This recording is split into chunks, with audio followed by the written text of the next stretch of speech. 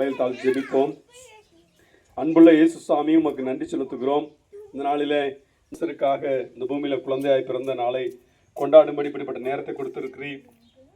மனுஷருடைய காரியங்களை, வாழ்க்கையை மாற்றும்படி நீர் வந்திருக்கிறீர். இப்பொழுதும் கூட தங்கள் காரியங்களில் என்னென்ன காரியங்களுக்காக உதவிகள் வேண்டும் சொல்லி கேட்டுக்கிட்டு இருக்காங்களோ, உதவி செய்கிற தேவன் அவங்க வாழ்க்கையில் அற்புதம் சென்ம ஜெபிக்கிறோம்.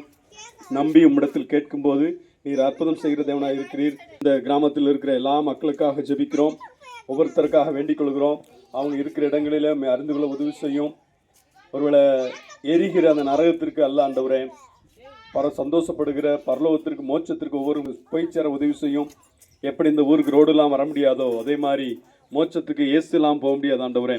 உண்மை அவர்களை அறிந்து கொள்ள உதவி செய்யும். உங்களுடைய பிள்ளையை மாறட்டும், பரலோகத்து சொந்தக்காரர்களாய் மாறட்டும். இந்த பூமியிலும் அவர்களுக்கு தேவையான காரியங்களை செய்யும்.